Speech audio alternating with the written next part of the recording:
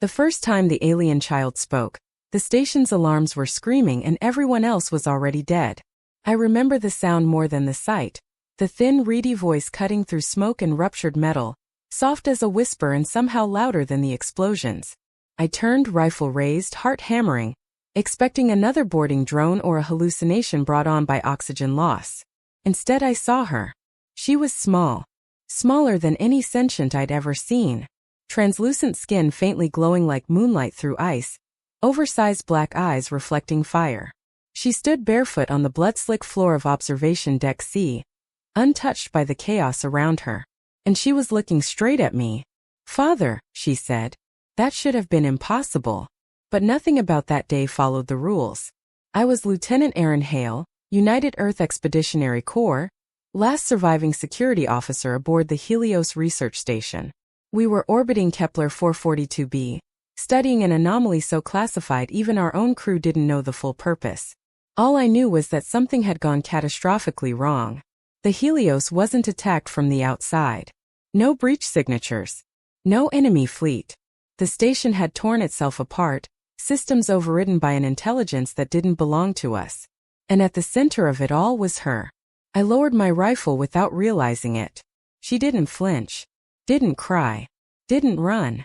She just watched me, head tilted slightly, as if studying a memory she wasn't sure belonged to her.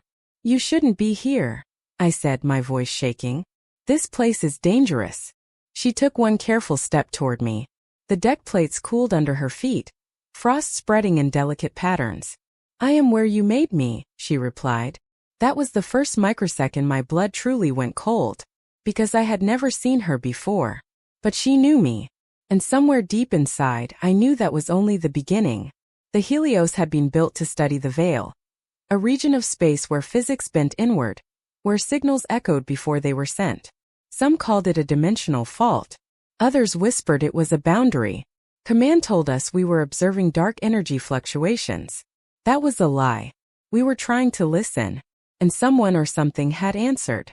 I guided the child through the wreckage toward the auxiliary shelter, every step a battle between instinct and training.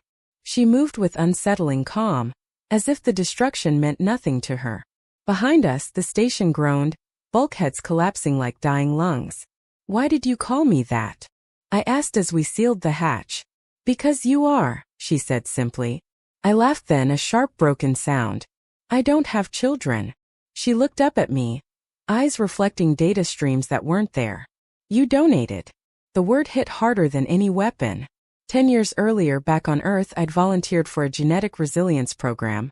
They told us it was for long-term colonization studies, immune response modeling. Nothing more. I'd signed the waiver and never thought about it again. Until now. The shelter lights flickered on, revealing the child more clearly. She couldn't have been more than 6 by human standards. Delicate. Fragile. Yet the air hummed around her, energy bending subtly in her presence. "What are you?" I whispered.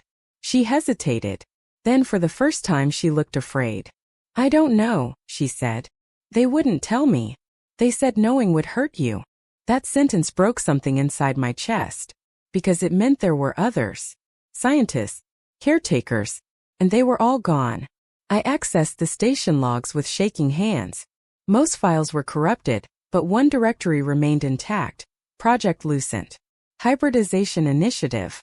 Human emotional cognition combined with non-corporeal veil-born intelligence.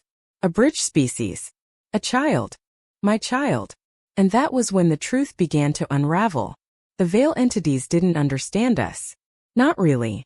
They could calculate outcomes, predict behavior, simulate civilizations, but emotion was chaos to them. So they did the unthinkable. They tried to grow it. They needed a template. Someone adaptable. Someone who'd survived trauma and still chosen empathy. They chose me. I backed away from the console, nausea rising. "They used you," I said hoarsely. "They used both of us." She nodded slowly. "They said I was the answer. But when I started dreaming, they got scared." Dreaming. That was the trigger. Human imagination, layered onto a veil consciousness, had given her something unprecedented. Choice. The station lights dimmed again as something vast stirred outside. Through the viewport, space folded inward, stars stretching into impossible shapes. "They're coming," she whispered. "My people." That was the moment, 40% into the nightmare, when I realized the real danger hadn't been the experiment. It was the retrieval. Veil constructs phased through the hull like ghosts made of geometry, reality tearing around them. They weren't hostile in the way humans understood. They were corrective. She stepped closer to me, small hand gripping my sleeve. "They want to take me back," she said. "They'll erase what you gave me." My mind raced. I was one soldier, one man, against beings older than stars. But she looked up at me the way no one ever had. Not with fear, with trust. "What happens if they succeed?" I asked. Her voice trembled. "I won't remember you." Something inside me snapped into clarity. I'd spent my life following orders, fighting wars on distant rocks, telling myself it mattered. But none of that compared to the weight of that single sentence. I stood between her and the tearing wall of space. "No," I said. "They won't." The veil spoke then, not in words but pressure. Images. Futures where civilizations rose and fell like sandcastles. They showed me the cost of defiance. War. Extinction. Silence. All because of one small hybrid child. "She is not a person," the veil impressed upon me. "She is a function." I felt her fingers tighten. "She is my daughter," I replied. And for the first time the veil hesitated. That hesitation was humanity's greatest weapon. I triggered the station's last protocol. An untested failsafe designed to collapse the anomaly inward. A one-way door. It would cut the Helios and me off from normal space forever. "Father," she said urgently, realization dawning. "You'll be trapped." I smiled through the tears. Guess I finally learned how to stay.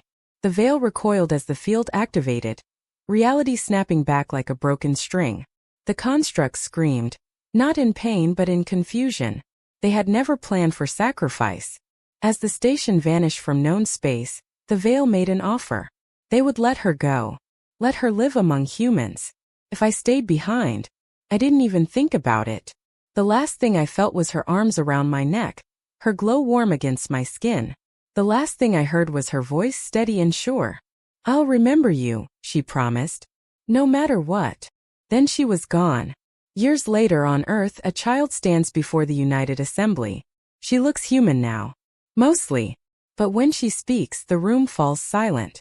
She talks about empathy as a force of physics. About choice as the rarest energy in the universe. She talks about a man who taught her what it meant to be alive. Somewhere beyond space, beyond time, I listen. And I smile. Because she was never just a tiny alien child. She was proof that even in a universe of cold logic and infinite power, humanity still mattered.